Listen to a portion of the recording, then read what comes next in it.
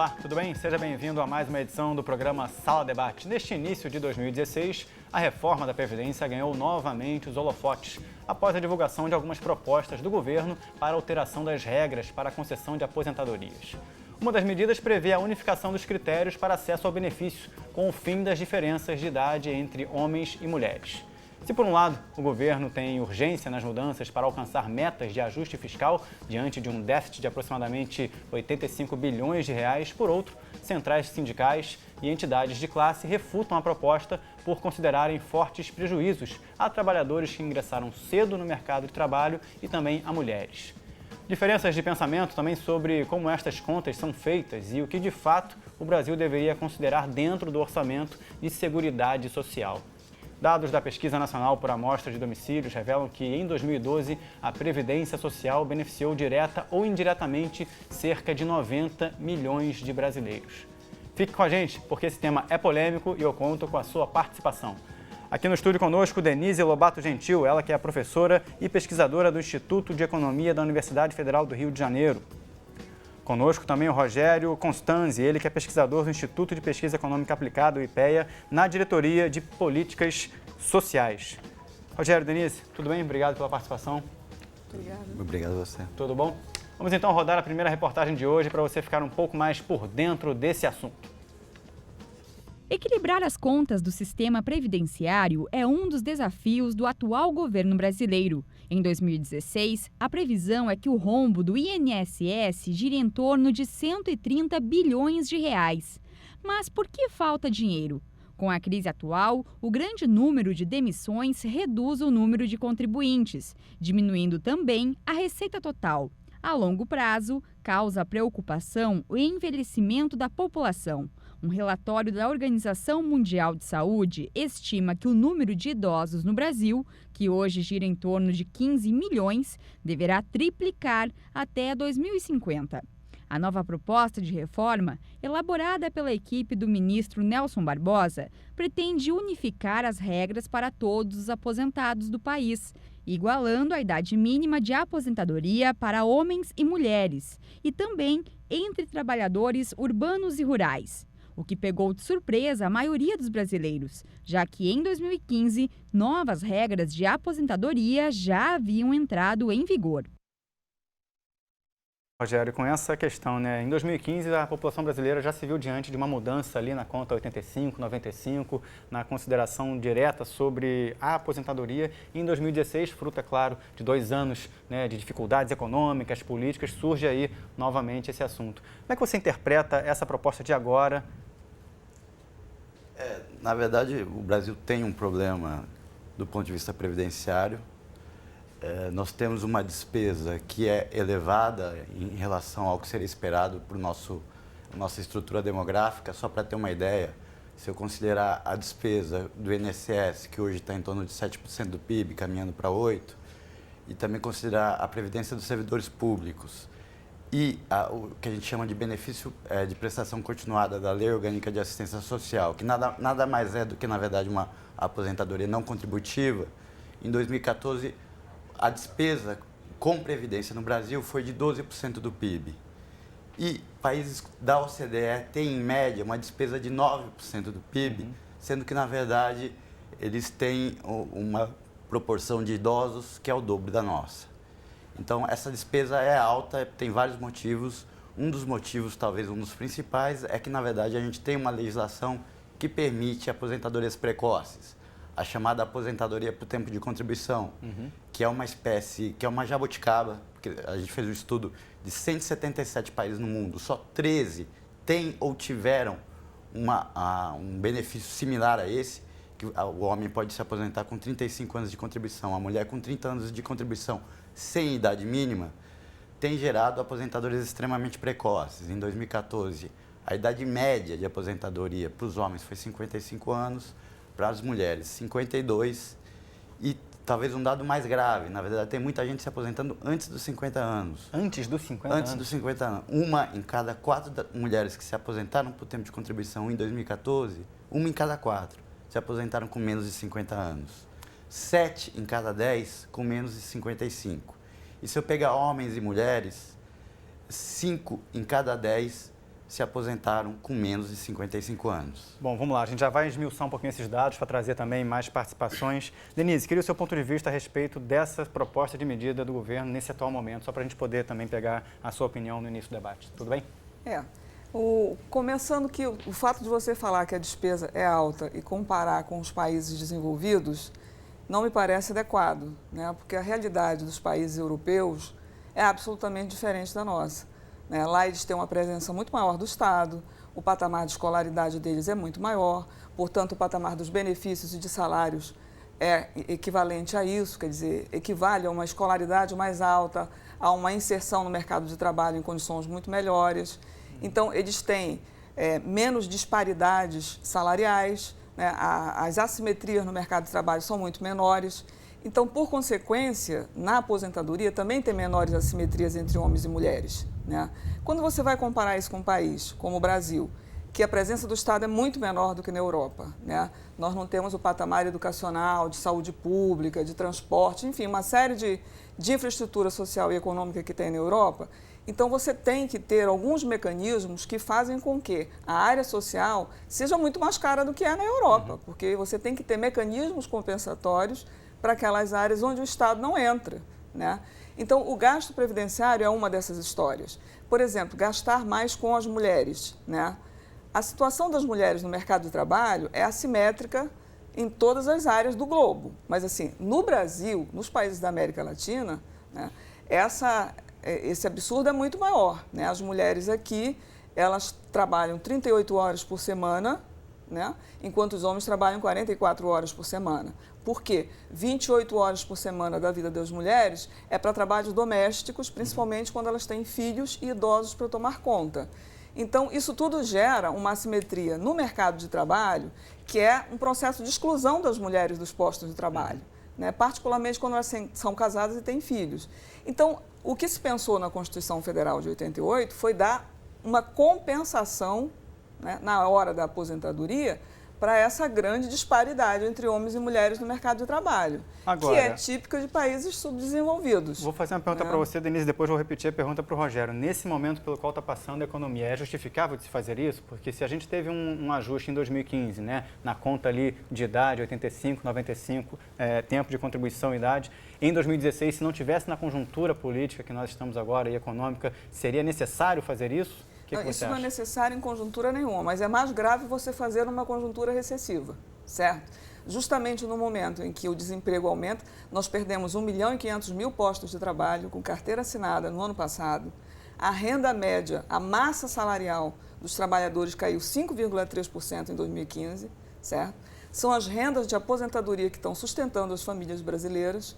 E é, assim, uma coisa absolutamente desproporcional você querer fazer redução de benefícios no momento em que a economia está simplesmente dispensando os jovens do mercado de trabalho e os adultos também. Pois é, Rogério, nesse sentido, repetindo a pergunta para você, ambiente em que se precisa fechar a conta, não tem milagre econômico para fazer a conta fechar, mas também traz esse condicionante que a Denise está falando, né? Não é uma situação favorável, né? Não, olha, a gente precisa enxergar que, na verdade, política previdenciária é uma política de médio e longo prazo. Eu só queria chamar a atenção o seguinte, quando eu falei que de 177 países, só 13 têm um benefício similar à aposentadoria do tempo de contribuição, eu queria chamar a atenção que nenhum dos 13 são bons exemplos do ponto de vista de política previdenciária. Eu estou falando de países como o Irã e Equador. No Equador, a aposentadoria por tempo de contribuição é 40 anos. Né? Então, o que acontece é que a gente está vivendo uma distorção do que seria a Seguridade Social, porque, na verdade, o papel da Seguridade Social é garantir renda para o trabalhador no momento em que ele perde a capacidade de gerar renda, seja por uma questão de idade avançada, seja por uma questão de ele perder a capacidade laboral por doença. E quando eu começo a pagar benefício de aposentadoria para pessoas que estão com a plena capacidade laboral, porque uma pessoa de menos de 50 anos ou até 55 anos, ela está com a plena capacidade laboral. Então, na verdade, o que acontece é que elas se aposentam e continuam trabalhando. Então, é uma distorção porque eu não deveria pagar a aposentadoria para pessoas com plena capacidade laboral. A aposentadoria, a Seguridade Social deveria servir como mecanismo de substituição de renda. e não, como está acontecendo no Brasil, que ela está sendo um mecanismo de complementação de renda de pessoas de alta renda. Nesse sentido, Denise, o que você tem a dizer sobre o comentário do Rogério, por exemplo, pegando a expectativa de vida do brasileiro, o brasileiro vivendo mais e realmente analisando esse extrato dos 45 a 55 anos, onde, tecnicamente, o profissional tem ali, na teoria, condições de trabalho. Como é que você avalia esse ponto de vista? Não, a gente tem que contar a história completa, né? Então, olha só, uma mulher que se aposenta muito cedo e um homem que se aposenta cedo não necessariamente fazem isso de forma voluntária, certo? Muitas vezes essas pessoas têm dois tipos de situação. Eu imagino dois tipos de situação, existem dois tipos de situação. Uma mulher que se aposenta cedo, mas que vai receber uma renda de aposentadoria muito baixa e vai acabar voltando para o mercado de trabalho para completar essa renda. Normalmente no emprego precário, mas ela vai voltar para o mercado de trabalho, certo? Homens e mulheres que são aposentados e voltam para o mercado de trabalho, o que vai acontecer com eles é que eles vão voltar a contribuir para a Previdência. E não vão receber. E não vão receber por isso. Vai para o bolo. Vai para o bolo, certo? Então, essa é uma situação, quer dizer, recebe uma renda baixa, volta para o mercado de trabalho, mas volta a contribuir para a Previdência. Esse é o melhor aposentado que o INSS gosta, porque esse não vai dar problema nenhum ao caixa, certo? O outro tipo são aqueles que chegam numa idade de trabalhar e se encontram com uma situação muito adversa, né? Eles podem ter perdido capacidade de trabalho porque eles se tornam tecnologicamente obsoletos, né? A tecnologia avança demais e eles perdem capacidade de incorporação no mercado. Muitas vezes há um problema de saúde crônica, de doenças crônicas. O Ministério da Saúde, eu tenho até uns números aqui que eu trouxe. O Ministério da Saúde acabou de fazer uma pesquisa, ou pelo menos de divulgar uma pesquisa, mostrando que existem 57 milhões de brasileiros com doenças crônicas. E principalmente as mulheres, né? Mais de 50% são mulheres. E essas mulheres começam a assumir doenças crônicas a partir de 40 anos de idade, né? Doenças crônicas não transmissíveis, como diz o Ministério da Saúde. Essas pessoas, muitas delas não têm mais condições de se manter. Então, quando você diz assim, que por causa da idade elas estão em plena capacidade laboral, pode não ser isso. Você tem que aprofundar o nível da pesquisa, certo? Muitas dessas mulheres perdem capacidade de se manter no mercado de trabalho, a aposentadoria passa a ser uma saída para elas não perderem de vez um posto de trabalho que elas teriam para manter. Além disso, nós já temos no Brasil o fator previdenciário. Essas pessoas que se aposentam cedo, elas são punidas, as mulheres principalmente, né? Perdem quase 40% das suas aposentadorias quando elas se aposentam precocemente. Então, uma mulher só aposenta precocemente, correndo o risco de um prejuízo de renda dessa, se ela não tem outra saída. Você entende? O fato das pessoas permanecerem mais tempo no mercado de trabalho não quer dizer que elas estejam trabalhando. Claro, por opção. A idade agora será 60 anos. Não quer dizer que ela consiga se manter, uma mulher ou um homem, se manter nessa idade no trabalho, contribuindo. Pode ser que ela esteja desempregada. Rogério. Não, existe um... Primeiro, eu estou falando da aposentadoria por tempo de contribuição. Pessoas que têm problemas crônicos de saúde, elas podem se aposentar por invalidez. Eu estou falando da aposentadoria por tempo de contribuição. E o grande problema aí é que, na verdade, o Brasil tem idade mínima para os pobres. A gente não tem idade mínima para os classe média e os ricos. Por que eu quero dizer isso? As pessoas de menor renda, que têm uma trajetória laboral mais instável, têm dificuldade de conseguir 35 ou 30 anos de contribuição, se aposentam por quê? Por idade, aos 65 anos e 60, com 15 anos de contribuição. As pessoas que têm uma trajetória laboral mais estável são as que conseguem se aposentar por tempo de contribuição. E aí se aposentam na faixa dos 50 anos. Se tiver problema de saúde, vai se aposentar por invalidez. A gente não pode misturar as coisas. E deixando claro que um sintoma muito claro de que é isso que tem acontecido é que a demanda por desaposentação na justiça é gigantesca. Porque a gente está efetivamente pagando aposentadoria para a pessoa com plena capacidade laboral. Deixa eu só chamar o João para essa conversa, que eu vou ter que trazer ele, porque a gente vai ter um intervalo e depois eu passo a palavra para você, Denise. A gente vai chamar agora pela internet a participação do João Caires, ele que é secretário-geral da CUT e vai falar diretamente de São Paulo com a nossa equipe. Olá, João, tudo bem? Você me escuta bem? Tudo bem, secretário-geral da CUT de São Paulo. Exatamente, secretário-geral da CUT, falando diretamente de São Paulo, da CUT de São Paulo. João, como é que vocês receberam essa notícia, né? A gente passou pelo ano de 2015 com uma série de reações do ponto de vista da economia, da política, e também já havia a discussão sobre Previdência naquele ano, no ano que passou, e agora vem de novo uma nova proposta. Como é que a CUT recebeu esse tipo de medida e o que vocês estão achando disso?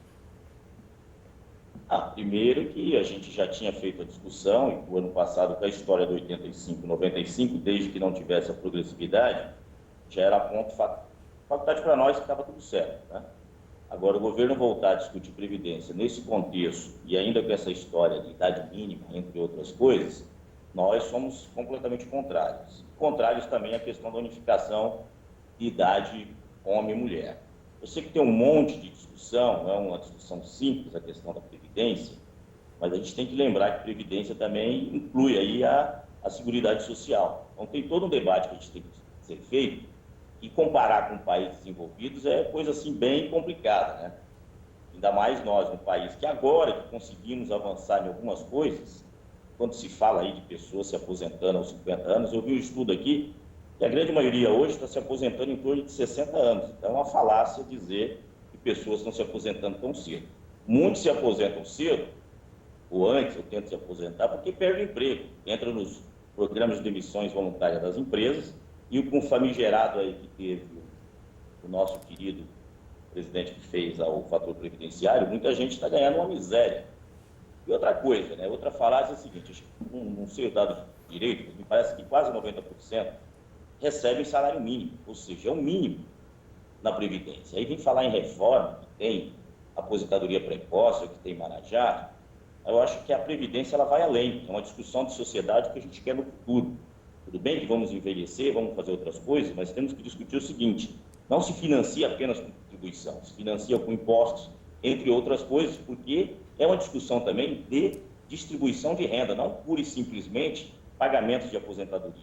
Nós temos que chegar num salário mínimo que seja compatível com a realidade do custo de vida que a gente tem no país. Agora, João, deixa eu te fazer uma pergunta, justamente para a gente poder aproveitar esse momento, né, no qual uma discussão começa a estar acontecendo, né? Eu estava conversando aqui com a Denise e com o Rogério antes de te chamar sobre o momento econômico que o país passa e pela quantidade de pessoas desempregadas, né? Fazer isso no momento em que se pretende fazer um ajuste fiscal para conseguir fechar as contas tem um certo grau de intenção, mas também fazer isso no momento onde há muito desemprego tem também um certo grau de complicação nesse sentido. Como é que você avalia a perspectiva de longo prazo de uma medida como essa, daqui a 20, 30, 40 anos, uma vez tomada em 2016? Então, o problema não é a questão de conjuntura, né? A Previdência a gente vai ter que discutir sempre.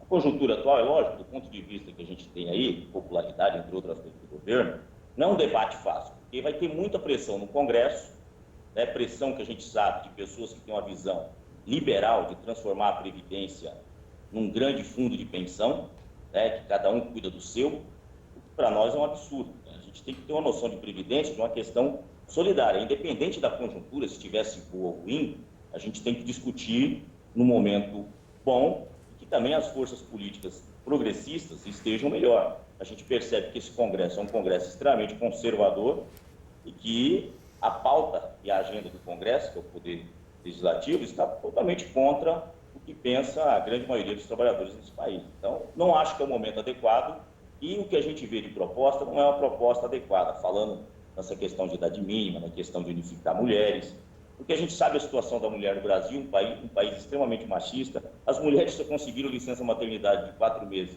com a Constituição de 88, a gente está querendo avançar para 6 meses no mínimo. Aí o pessoal comenta com a Europa, a Europa tem 1 ano, 2 anos de licença maternidade, entre outras coisas de benefícios para as mulheres, entre outros benefícios que eles oferecem no estado de bem-estar social. Ou seja, há um ataque não só no Brasil, mas no mundo todo de querer reduzir direitos da classe trabalhadora. Por outro lado, tudo bem que mudou em 2013, mas nós temos uma casta de privilegiados no Brasil que recebe aposentadorias altas e quem financia é o Tesouro. Se o Tesouro financiou por longos e longos anos esse tipo de aposentadoria, a gente tem que pensar numa sociedade mais justa e igualitária, onde se financie também a questão da renda para esses trabalhadores no futuro. João, vou trazer a discussão novamente aqui para o estúdio, já eu volto com você, combinado? Combinado. Rogério, o que você tem a dizer sobre as palavras do João? A gente também percebe, né? Você trouxe a discussão sobre desaposentação, a gente falou sobre idade, falou sobre conjuntura, mas numa perspectiva agora de debate no Congresso, né? O cenário no Congresso não é favorável, mas ele vai acontecer. Não, o cenário no Congresso, eu diria que é o pior possível, porque fazer uma reforma da Previdência é algo que tem um custo político elevado, exigiria um capital político que provavelmente o governo não tem. Então, efetivamente, a viabilidade política de uma reforma previdenciária nesse momento é pequena. E, na verdade, o que a gente percebe é que o próprio governo tem seus dissensos internos, tem ficou claro que vários movimentos sociais ligados ao governo também têm resistências. Eu só queria chamar a atenção em alguns pontos que, primeiro, essa discussão de não ser o momento, primeiro deixar claro que, na verdade, o papel de proteção à questão do desemprego é um papel do seguro-desemprego do FGTS. A Previdência tem que ser vista como uma política de médio e longo prazo. Por que eu digo isso? Uma mulher que se aposenta aos 52 anos, ela tem uma expectativa de vida de 30 anos, se gerar pensão, a gente está falando que uma mudança de regra hoje pode afetar a despesa da Previdência para os próximos 40 anos. Então, o que a gente precisa ter cuidado em relação a isso é que o nosso principal regime de Previdência, que é o INSS, é um regime que a gente chama de repartição. Na prática, os trabalhadores ativos de hoje pagam as aposentadorias de quem está aposentado, quem está inativo. Então, o que acontece se nós não fizermos uma reforma da Previdência rapidamente? O que vai acontecer é que a gente vai jogar para as gerações futuras uma conta muito alta e muito cara. A gente precisa ter responsabilidade com nossos filhos e com os nossos netos. Só para deixar claro, as projeções de longo prazo, por conta da questão do envelhecimento, a situação já é grave, mas por conta do envelhecimento, a tendência é que vai piorar ainda mais. Que o envelhecimento, hoje, 1 em cada 10 brasileiros é idoso. A projeção para 2060 é que 1 em cada 3. Então, o que vai acontecer é que a projeção, isso não é projeção minha, é projeção do governo, a despesa com o INSS, que hoje está em patamar de 7%, vai chegar próximo a 16%. Se você jogar também as despesas com servidor público e aposentadoria não contributiva, a gente pode estar falando de uma conta de 20% do PIB. É uma conta que efetivamente eu não quero deixar para gerações futuras, para os meus filhos. Denise, acompanhando essa linha de raciocínio do Rogério, olhando a curva, né, as perspectivas estatísticas de relação da idade do brasileiro, a sua capacidade de viver mais e a capacidade de trabalhar. O que você tem a dizer sobre essa linha de raciocínio? Lamento que o governo faça esse tipo de raciocínio. Eu lamento que o governo enxergue a Seguridade Social e particularmente a Previdência como um gasto. Um gasto tem que ser cortado. É lamentável que seja assim. Nós estamos falando de recursos que servem ao bem-estar social da população. Nós estamos falando de recursos que asseguram apenas um piso básico de proteção para as pessoas, certo? Então, o que acontece? A justificativa para a reforma da Previdência ela é sempre dada com esse alarmismo das estatísticas demográficas futuras do país.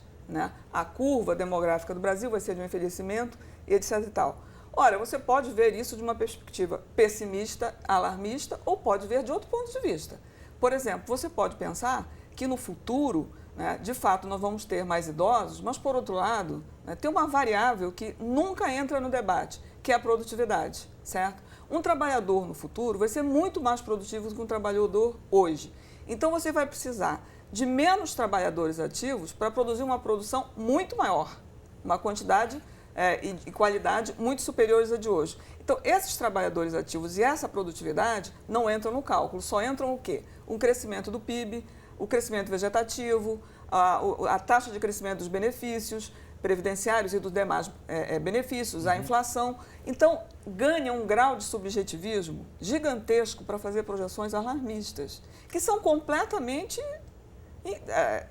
imprevisíveis. Se dizer para mim qual é o crescimento do PIB deste ano, você vai ter várias opiniões sobre isso. Qual vai ser a inflação desse ano?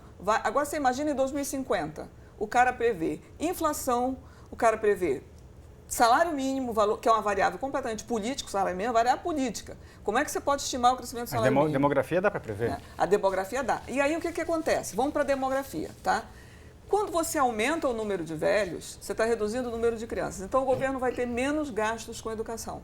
O que o governo pode fazer? Aí é a estratégia de nação que nós queremos para o futuro. Menor demanda por educação significa aumentar a qualidade da educação. Significa você eliminar o analfabetismo, significa você universalizar a educação nos níveis básicos. 20 metas em curso aí no Plano Nacional de Educação, né? Exatamente. Isso tudo assegura o quê? uma produtividade maior para esses trabalhadores e uma renda mais alta no futuro. Não há dúvida de que as coisas estão conectadas, né? As coisas estão altamente conectadas. De certa forma, dá para se fazer a conta só com os traços. O que deve preocupar o governo, o que deveria preocupar o governo, não é quanto vai haver de idosos em 2040, mas o número de trabalhadores ativos, em 2033. Nós teremos o ápice da nossa força de trabalho. A maior quantidade de trabalhadores ativos no Brasil vai acontecer entre 2028 e 2033. Eu pergunto a você, nós estamos preparados para incorporá-los no mercado de trabalho? Né? Não deveria ter sido essa a nossa preocupação hoje com a educação desses jovens e como incluir as mulheres, que vai aumentar o número de mulheres, certo? Como fazer creches, como criar escolas em tempo integral para que as mulheres esse momento super aumentem a sua taxa de atividade. Para a força de trabalho. Então, ao invés de nós discutirmos os idosos, nós devíamos estar discutindo como nós vamos dar empregos a esses jovens quando acontecer o ápice da força de trabalho no Brasil. Deixa eu chamar o João também, que a gente vai passar o bloco agora, e já eu vou voltar a conversar com a Denise e com o Rogério aqui, mas queria as suas considerações, João. Para onde você acha que esse debate vai a partir de agora no Congresso? O que você acha que vai acontecer ao longo deste ano, João? Já agradecendo aí a sua participação. Então, o que nós da CUT entendemos é que se criou o fórum para fazer a discussão, né? E é no fórum que a gente quer discutir antes de ter qualquer medida no Congresso. O governo vai trazer, acho que quarta-feira tem agora a primeira reunião para apresentar alguma coisa, e o que a gente vai querer discutir, porque sabemos que essa discussão da Previdência já vem desde os anos 80, aliás, vem desde antes, né? Desde quando os militares deram o golpe. Não é de agora, né? Não é de agora. E a gente sabe que nós vivemos num mundo financeiro hoje, né? A indústria perdeu muito seu papel e os bancos têm sua visão de mundo, e a visão de mundo deles é administrar todos esses recursos. Então, nós temos uma preocupação muito grande com isso, porque entendemos que a Previdência não é uma questão individual, é uma questão de solidariedade, de distribuição de renda, né? Porque ela inclui, além das aposentadorias, todo o sistema público de saúde, outras políticas de assistência social, no meu caso do Fome Zero agora, entre outras coisas, né? E tem resgatado isso. E a preocupação maior nossa é o seguinte: a gente está se preocupando um pouco com a questão disso ou daquilo, mas devia se preocupar mais, o nosso foco é com o emprego. Porque se a gente manter as pessoas empregadas, quanto mais gente estiver contribuindo, não tem déficit na Previdência. E aí, essa discussão de déficit ou não ter déficit, cada um fala uma coisa. Os auditores fiscais dizem que não tem, e eles têm sua metodologia para avaliar isso. Outros economistas liberais, ou que defendem os interesses dos grandes bancos ou das grandes seguradoras mundiais, dizem que tem. E a gente fica nessa ladainha. Então, a gente tem que fazer uma discussão muito mais transparente, mas com o conceito de que sociedade a gente quer viver. Se é uma sociedade mais solidária, mais justa, mais igualitária, ou do que cada um por si. Se a gente pegar o exemplo aí que era tido como exemplo mundial, foi uma grande reforma feita aqui na América Latina, o modelo chileno, ou pode ver o modelo americano, o que está se tornando, e com a quebra dos fundos de pensão lá, aí você está vendo que esse modelo que o pessoal do mercado pregava tanto... É insustentável, né? João, eu vou ter que te interromper porque a gente está tendo que passar o bloco, mas assim já agradecendo aí a sua gentileza em nos atender nesse momento, tá certo? Tranquilo. Obrigado aí, João Caires, secretário-geral da CUT de São Paulo, falando diretamente de São Paulo pela internet, tentando aí contribuir com esse nosso debate aqui. Até uma próxima oportunidade. Denise, Rogério, eu vou ter que passar o bloco rapidamente, já a gente volta. Você que está acompanhando o Sala Debate, fique com a gente, porque no bloco seguinte nós vamos continuar aqui a discussão sobre tudo que está envolvido no quesito Previdência. Até já.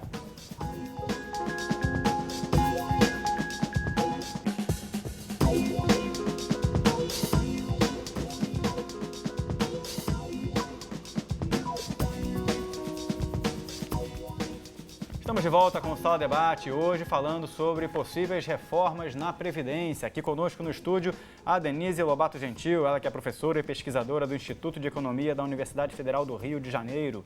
Conosco também o Rogério Costanzi, ele que é pesquisador do Instituto de Pesquisa Econômica Aplicada, o IPEA, na Diretoria de Políticas Sociais. Denise, nós estávamos conversando agora há pouco sobre fator 85, 95, o Rogério também trouxe considerações no primeiro bloco. Queria que vocês deixassem mais claro o que é esse fator, para que a gente possa refrescar na memória do brasileiro. O que aconteceu em 2015? Valeu a pena? O que aconteceu em 2015?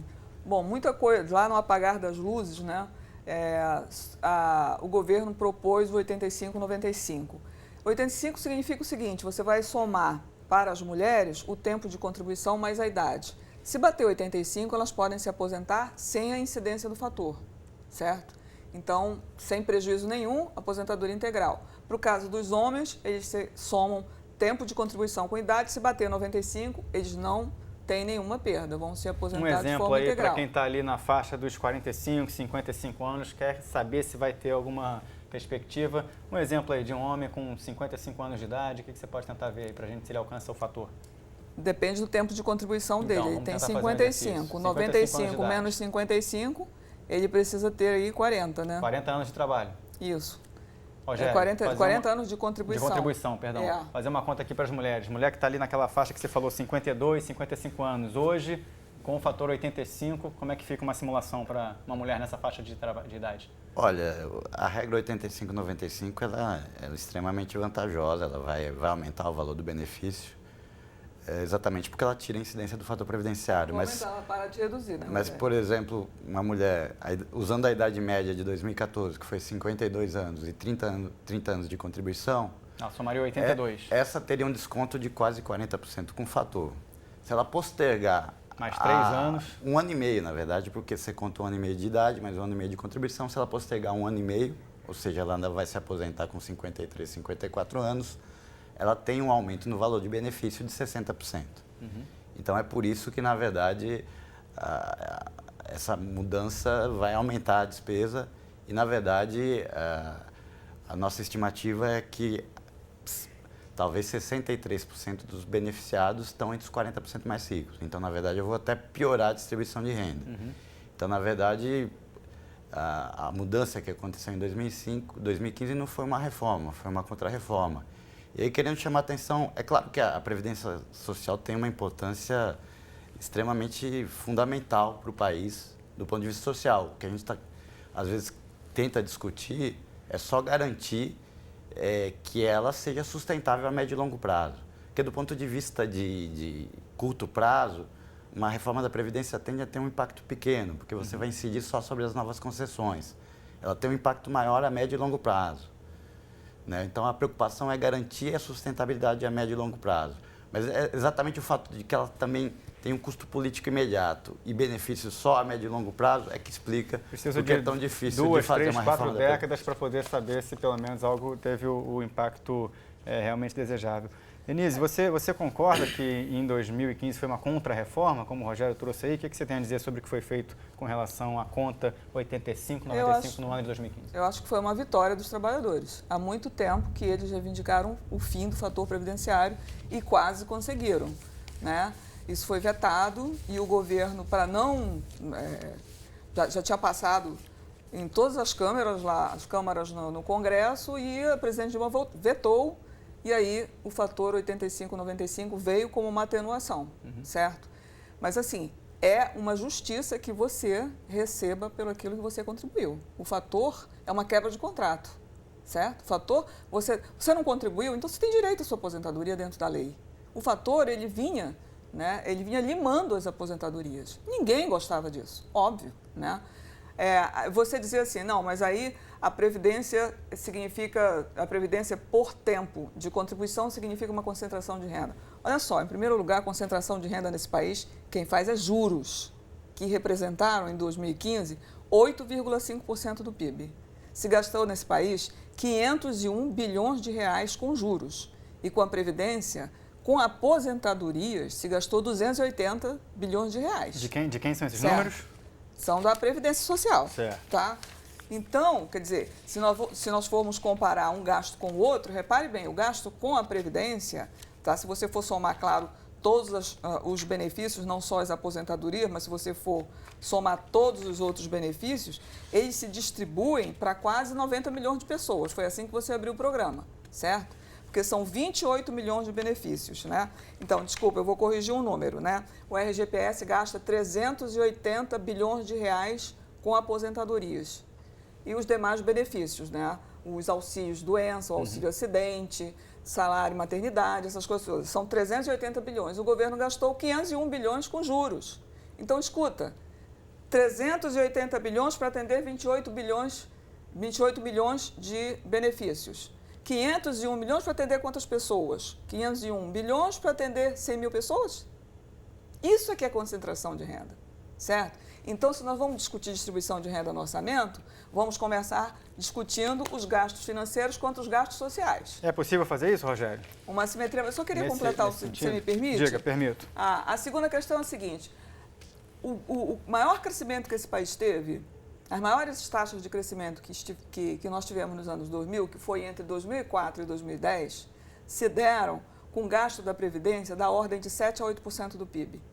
E todos os economistas sabem, todos os que consultam a PNAD pelo menos, que o grande responsável por essa taxa de crescimento foram 3.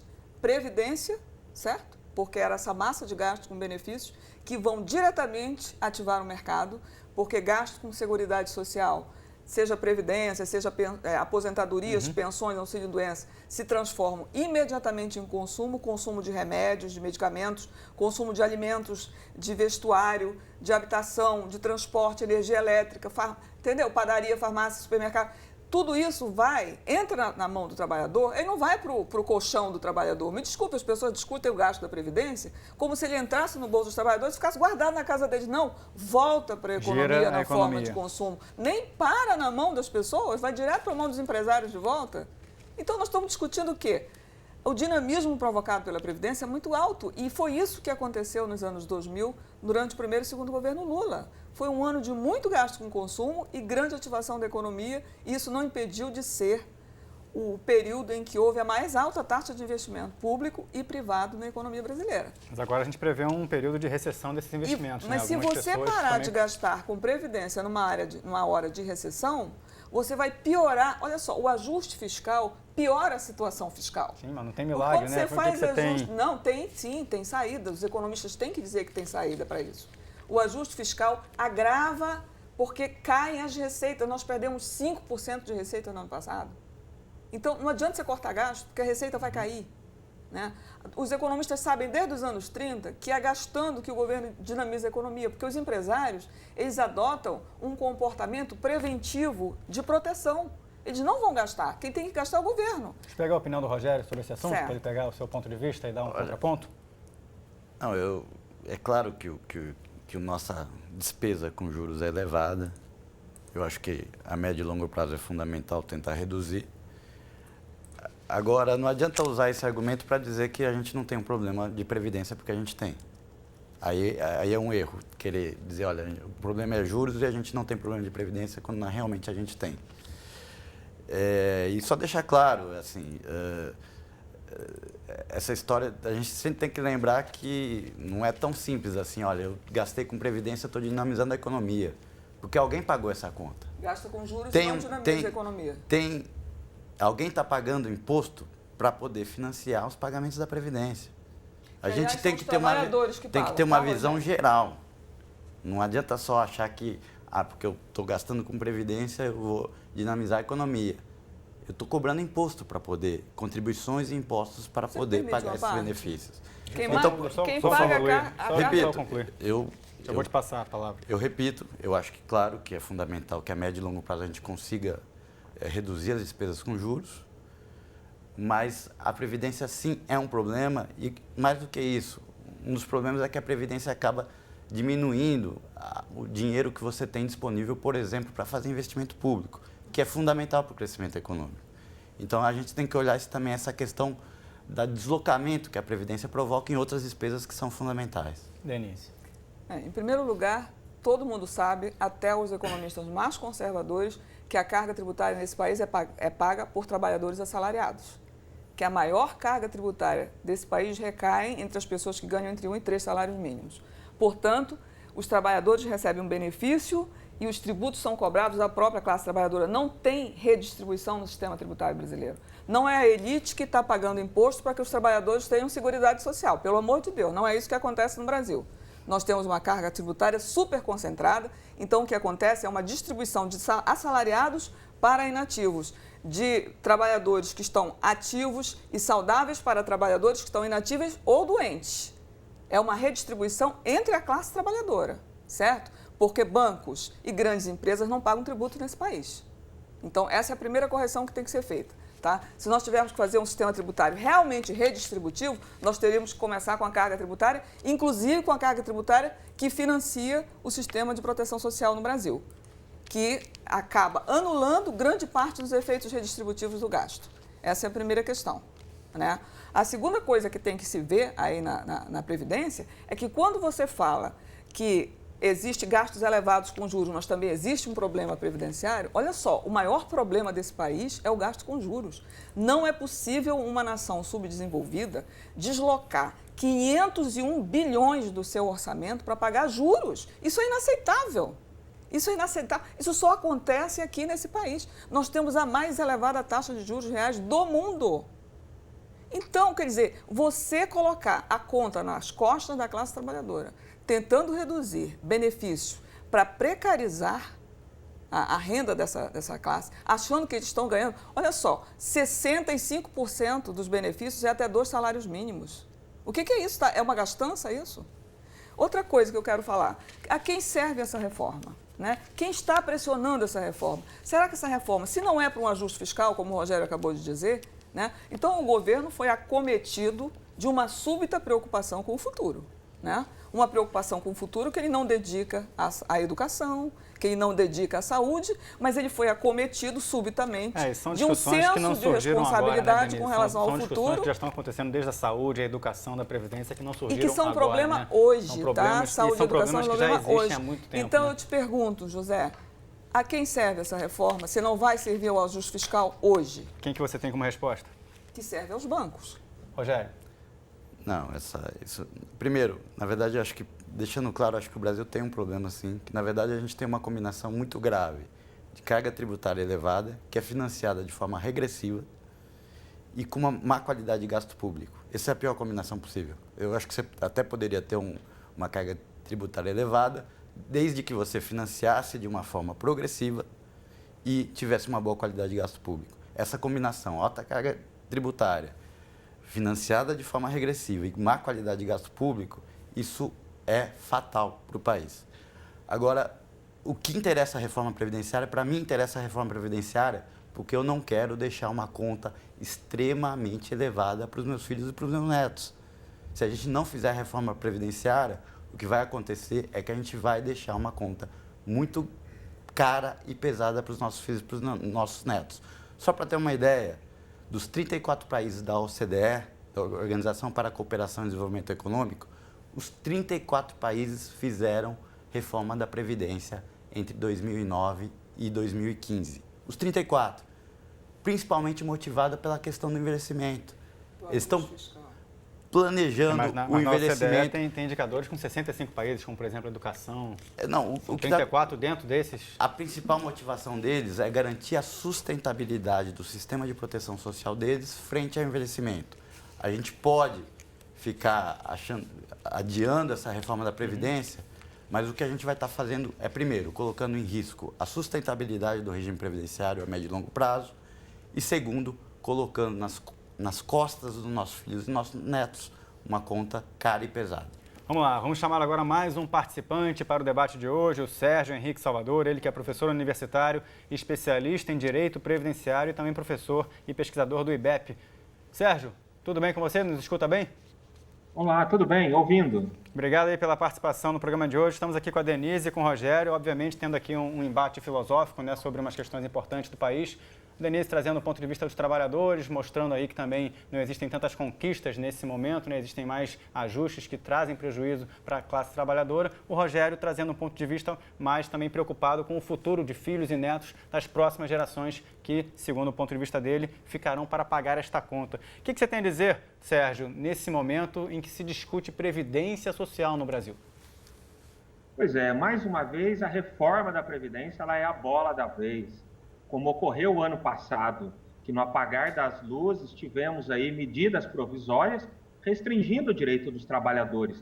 Ninguém discute que é necessário sim uma reforma, mas nós estamos esperando essa reforma há muito tempo, só que ela tem que ser feita de uma maneira séria, responsável, eficaz, justa. Nós não podemos sobre um descuido fiscal, econômico, até não muito bem esclarecido, criar uma justificativa sem muita base para reformar a Previdência novamente. Nós tivemos muitos atropelos no final de 2014 para 2015, com regras não claras, direitos sendo restringidos, mudança da regra no meio do jogo, ao argumento central de um ajuste fiscal que deveria ser feito. Ora, isso não foi pensado anteriormente, mas quando que nós teremos uma verdadeira reforma? Sentar com a sociedade, com a comunidade jurídica, com as instituições, analisar os números, analisar os dados, ouvindo atentamente esse rico debate sobre um tema tão importante aí dos colegas presentes no estúdio, ainda quero incrementar algo mais. Há números fidedignos da Anfip, estudos de mestrado e doutorado da PUC São Paulo, da Universidade Federal do Rio Grande do Sul, de que a nossa Previdência ela é superavitária, né? Mas é um tipo de informação que nós não vemos muito na mídia, nós não vemos na sociedade como um todo, sobretudo pelos interesses bancários, como a professora Denise colocou. Hoje a previdência privada, ela cresce assustadoramente. Por quê? Porque nós temos o incremento das instituições bancárias na previdência privada. E aí nós temos que trazer um ponto interessante. É interessante uma previdência pública forte se a previdência privada cresce ano a ano e é sustentada pelas instituições privadas bancárias. Pontos de reflexões que só o tempo vão dizer aí qual será o melhor caminho a ser tomado. Deixa eu pegar a opinião da Denise sobre esse seu ponto de vista. Já já a gente volta a conversar, tá, Sérgio? Denise, o que você tem a dizer sobre esses esclarecimentos que o Sérgio trouxe para a gente? Olha, o que eu tenho a dizer é o seguinte, é que nós fomos capturados pelo discurso conservador europeu de que nós temos que fazer uma reforma da Previdência porque eles fizeram. Porque 60 e blau países fizeram reforma da Previdência, nós também temos que nos ajustar a isso. Bom, eles foram...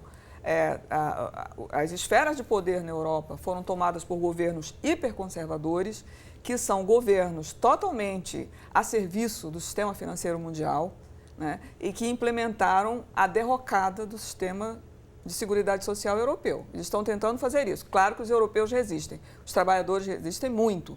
E o que está acontecendo aqui?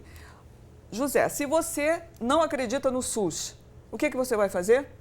Você vai comprar um plano de saúde para você e para sua família, certo? Porque você acha que o SUS não vai dar o atendimento que você precisa, na hora que você necessita. O que acontece se você espalha a ideia de que a previdência pública é insustentável, que ela está para quebrar, que ela vai chegar num ponto de colapso? As pessoas correm para um banco e fazem uma previdência privada complementar, certo? Principalmente se o governo, a cada rodada de reformas, achata os benefícios. Certo? Como agora o governo está novamente querendo achatar. Você vai dizer, quando eu me aposentar, o meu benefício vai ser tão baixo que eu vou ser obrigado a contribuir para um fundo de previdência num banco privado. É tudo que os bancos querem. O que os bancos querem mais é que o governo faça a reforma, porque o governo não precisa nem chegar a fazer a reforma, só de anunciar. Eles já enchem as carteiras dele com novos planos de previdência. Do seu ponto de vista, Denise, qual seria o caminho razoável para evitar este cenário? O caminho razoável é a política macroeconômica. Nós não temos nenhum problema demográfico trágico, irreversível e determinístico nos nossos ombros. O que nós temos é que decidir qual é a política macroeconômica que nós desejamos e qual é o desenvolvimento econômico que nós queremos. Se nós mantivermos a economia crescendo a taxas como nós estávamos crescendo antes, 4,5% em média ao ano, se nós mantivermos uma grande redução... Agora é um cenário impossível esse, né? Não é um cenário impossível, só depende da política macroeconômica. Com a política macroeconômica do governo Dilma, de fato, nós não vamos a canto nenhum. Eu só quero dizer uma coisa, o governo Dilma fez 282 bilhões de reais de desonerações no ano de 2015. Só de recursos da Previdência, o governo Dilma fez uma desoneração de 155 bilhões de reais. Depois que ela faz tudo isso de renúncia de receita, ela propõe corte de gastos. Você acha que a sociedade vai entender que isto é razoável? Você acha que os trabalhadores vão entender que é razoável abrir mão para gerar lucro? Porque quando você abre mão de tributo, você está arrumando margem de lucro para o setor privado, né? Você arruma margem de lucro para o setor privado e depois quebra a cabeça dos trabalhadores pedindo redução de benefícios? Isso é inaceitável. Do ponto de vista econômico, desculpa, qual é a saída? a boa política macroeconômica que mire no pleno emprego, que mire na redução da informalidade do trabalhador, porque isto é que aumenta a arrecadação. Quanto mais trabalhadores empregados, maior é a arrecadação. Tá? Outra questão muito importante é dizer que o gasto com a Previdência diminui o investimento. A nossa experiência no Brasil não é essa. O gasto com a Previdência, entre 2004 e 2010, continuou em patamares elevados de 7% a 8% do PIB e nunca se teve uma taxa tão alta de investimento. O investimento é determinado pelo que o governo decide gastar. E o que ele decide gastar não está dentro dos orçamentos. Rogério, o que você tem a dizer sobre esses argumentos e por que a política macroeconômica, nesse momento, não poderia ser feita de outra maneira? Olha, sem te dar a bola de cristal para o seu... Depois de tantas discordâncias com a Denise, pelo menos num ponto a gente concorda. As exonerações foram um desastre, não produziram nenhum efeito do ponto de vista de crescimento econômico e realmente desarrumaram por completo as finanças públicas. Tirando isso, eu tenho aí algumas discordâncias importantes. A demografia, sim, é uma força realmente que a gente tem que considerar. Só para deixar bem claro o que vai acontecer, em 2000 a gente tinha uma relação, para cada pessoa de 65 anos, eu tinha 11 pessoas de 15 a 64 para, vamos dizer assim, sustentar esse idoso. Essa relação vai cair em 2060 para 2 pessoas de 15 a 64 para cada idoso de 65. Isso significa, sim, que a relação entre contribuintes e beneficiários da Previdência Social vai se deteriorar de forma extremamente acelerada. Só para dar uma questão, nos próximos 25 anos, 25 anos, o envelhecimento que o Brasil e a América Latina vão ter é mais ou menos o envelhecimento que a Europa teve de 1950 a 2000. Então, o envelhecimento aqui vai ser extremamente rápido. E nesse sentido, quanto mais... outro ponto importante... Mas na carona que a Denise trouxe, a população com mais idade não vai estar mais produtiva? Não, o bônus demográfico no Brasil termina na década de 2020. Bônus demográfico, vamos só dar aquela contextualizada, aquele momento que o Brasil pode aproveitar uma proporção maior do seu cidadão. Eu tenho uma proporção maior de pessoas em idade ativa. Trabalhando do que sendo sustentadas. Eu diria, eu tenho uma maior proporção de pessoas em idade ativa na população total. Perfeito. Esse bônus demográfico está terminando. Termina em 2022. É uma belíssima oportunidade para mudar um país. Já perdemos o bônus demográfico. Já perdemos esse bônus. Já perdemos o bônus demográfico. Não Agora a gente perdemos, é 2022. Mas o que eu queria dizer é o seguinte, a gente precisa se preparar para o envelhecimento. Os países da OCDE não são conservadores, eles estão se preparando para o envelhecimento. É uma necessidade isso. Não se preparar para o envelhecimento é deixar para agir quando a situação estiver grave ou quando a gente tiver um desastre. Sei que você quer trazer um argumento para ele, deixa eu só trazer o Sérgio de novo para o debate na sequência, por favor. Essa questão, a demografia vai também prejudicar o crescimento econômico. Vai chegar um momento em que a população em idade ativa vai começar a cair em termos absolutos. E em relação à produtividade, a produtividade pode atenuar isso. O problema é que a gente tem uma política de repassar os ganhos da produtividade para os aposentados. Com isso, eu elimino esse mecanismo como via de ajuste. Deixa eu trazer de novo só o Sérgio Henrique Salvador para trazer suas últimas considerações. A gente está chegando perto do final do debate. Sérgio, ainda vou trazer a palavra de novo para o Rogério e para a Denise, mas queria já agradecer a sua participação no debate de hoje e ter aí uma perspectiva sua para o rumo dessa discussão no ano de 2016. Sérgio. É verdade, né? Mais uma vez, é uma pauta aí do início do mandato. Esperamos, todos nós, a sociedade, que seja esse assunto tratado de uma maneira séria, responsável, com debate, com diálogo, e não através de medidas provisórias, através de decretos de uma hora para outra, sem nenhuma definição, e afastar também um pouco essa ideia tão somente econômica. Afinal, a Previdência, de acordo com a Constituição da República, a Constituição Cidadã, é um autêntico direito social. E nós temos um princípio que veda o retrocesso social. Concordo com a professora Denise sobre esse argumento meio obscuro, falacioso de ajustes fiscais, descontrole da política econômica. Não pode o trabalhador que filiado e contribuindo ao sistema ser prejudicado por essa falta de crescimento e falta de responsabilidade de nossa economia, de nossos gestores.